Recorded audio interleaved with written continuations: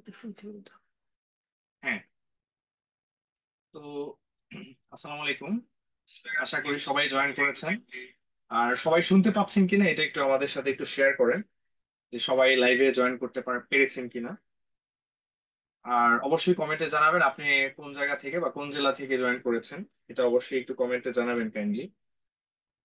আর আশা করি আজকে আমরা আলোচনার শেষে ম্যাথ সম্পর্কে অনেক গুরুত্বপূর্ণ জিনিস জানতে পারবো, এবং আমরা স্মার্ট অ্যাপ্রোচে ম্যাথের বেশ কিছু ভালো কৌশল জানতে পারবো, এবং ম্যাথের অনেক গুরুত্বপূর্ণ জিনিস সংক্ষেপে আজকে আলোচনা করব। জাস্ট আজকে আমরা ম্যাথ করব না, জাস্ট ম্যাথের কৌশলগুলো নিয়ে আলোচনা করব, ঠিক আছে?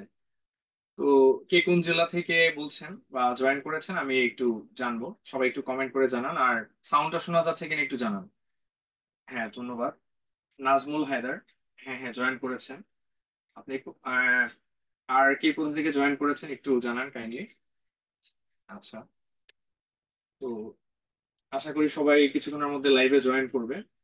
আচ্ছা, আজকে হচ্ছে মূলত ম্যাথের একটি অসাধারণ একটি লাইভ ক্লাস হতে যাচ্ছে। এটা মূলত কোনো ক্লাস না, এটা আমাদের একদম কমন ডিসকাশন।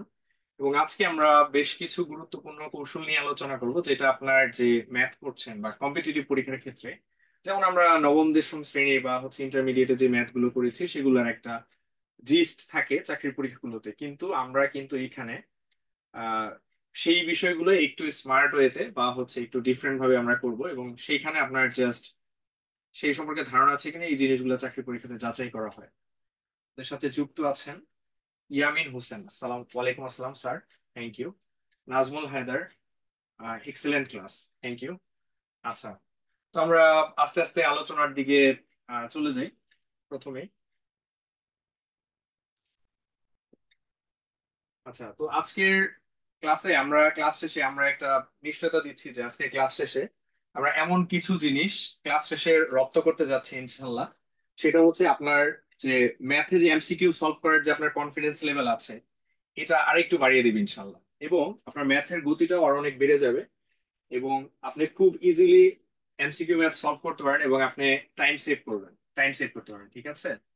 সেটা ফরহাদ হাসান, ঠাকুরগাঁও থেকে। আচ্ছা আচ্ছা, আর কে কোন জেলা থেকে জয়েন করেছেন একটু দেখতে চাই। আচ্ছা আচ্ছা, ইয়ামিন হোসেন। আচ্ছা sir, everything is okay, sound আশা করি clear. I am from Sirajganj. আচ্ছা আচ্ছা, ওকে সিরাজগঞ্জ, থ্যাংক ইউ। আচ্ছা, আর কে কোন জেলা থেকে আছেন বা জয়েন করেছেন একটু দেখতে চাই। আচ্ছা আচ্ছা, ওকে। আচ্ছা, ওকে। আমরা পরবর্তী লেসনে চলে যাচ্ছি। আমরা আজকে মূলত 7টা গুরুত্বপূর্ণ স্ট্র্যাটেজি বা হচ্ছে স্মার্ট অ্যাপ্রোচ রপ্ত করব, ঠিক আছে? সবার প্রথমেই যে জিনিসটা আমাদের কম্পিটিটিভ পরীক্ষার ক্ষেত্রে সবচেয়ে সবচেয়ে সবচেয়ে বেশি আমাদের কাজে লাগে, সেটা হচ্ছে আপনার অপশন টেস্ট।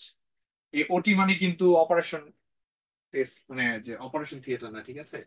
ওটি মানে হচ্ছে আপনার অপশন টেস্ট। ওকে।